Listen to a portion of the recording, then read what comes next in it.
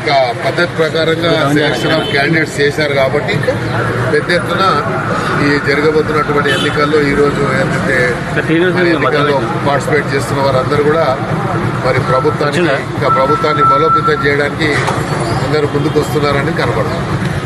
ముందుగా decentralisation of power అనేది చాలా మంచిది. ఎందుకంటే జరిగిన ఇప్పుడు హైదరాబాద్ సిటీ మీరు చూసినట్టయితే 2000 పైచీలకు స్క్వేర్ కిలోమీటర్స్ అయింది కాబట్టి, అంటే 2600 దగ్గర అనుకుంటాను నేను. ఉన్నప్పుడు అభివృద్ధి జరగాలి.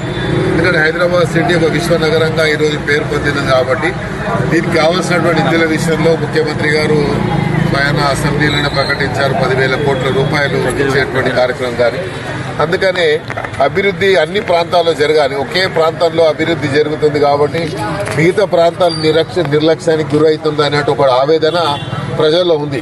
కాబట్టి ఈరోజు 3 కార్పొరేషన్లు చేయడం అనేది, ఒకటి మన మల్కాజ్గిరి కానీ, ఒకటి గ్రేటర్ హైదరాబాద్ కానీ, లేకపోతే మళ్ళీ ఇక్కడ ఉన్నటువంటి శేరిలింగంపల్లి సైబరాబాద్ కానీ 3 జోన్లు చేయడం అనేది, దీనికి మళ్ళీ ఒక స్పెషల్ ఆఫీసర్ జయశ్రంజన్ గారిని పెట్టడం, 3 చైర్మన్ మన కమిషనర్లు ఇవ్వడం. అందుకనే దీనికి ప్రత్యేకంగా నిధులు కూడా కేటాయించి బడ్జెట్లోనే పెట్టారు.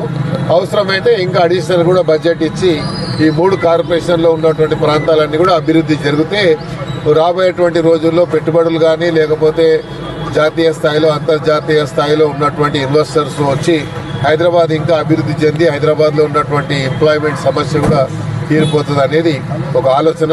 దానికి అనుగుణంగానే ఈ 3 కార్పొరేషన్లు నిన్ననే అయిపోయింది కదా పాప, నోటిఫికేషన్ అంటే అలా డాల్